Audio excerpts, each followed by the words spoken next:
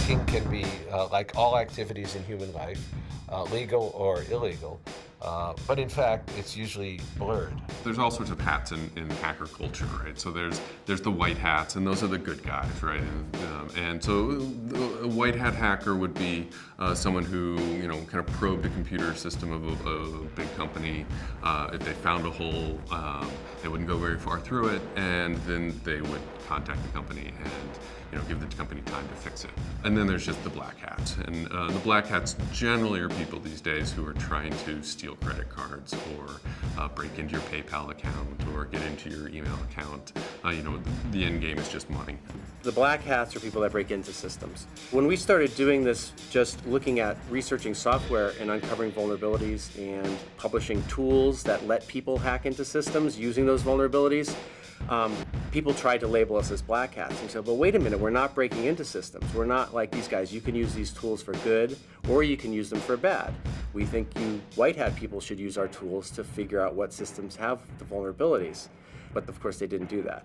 So we had to come up with this new term, and we coined the term at the loft called gray hat, because we didn't want to wear a black or a white hat. All hackers are gray hat hackers. People who present themselves as white hat hackers are gray hat hackers who are simply fudging the truth. We got invited to speak at the Senate in 1998. The thing that was really exciting for us was they reached out to hackers. They reached out to us. They let us testify, using our hacker names. They'll be using their hacker names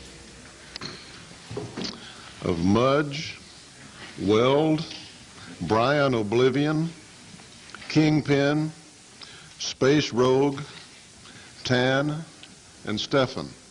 One of my colleagues, Mudge, had been doing research on how the different parts of the internet connect to each other, how Sprint connects to AT&T, and found a vulnerability in the way that the major interconnection points between the big network providers, he found a vulnerability where he could sever those connections.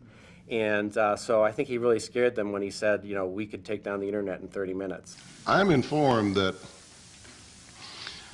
you think that within 30 minutes, the 7 of you could make the internet unusable for the entire nation. Is that correct? That's correct. Actually, one of us with just a few packets.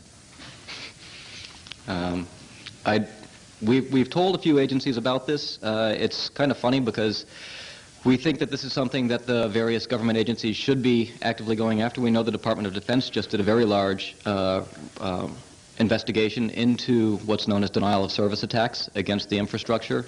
In our various day jobs, we contributed a large portion of the information to that actual investigation. Much to our chagrin, the learnings from it were instantly classified, which we were giving them largely public information. There was a few people in the back of the room from the NSA that came up afterwards and you got to tell us about this. And of course we did. I look at you guys as the white hats in this whole thing. Yeah, I think your motivation, as far as I know, is excellent.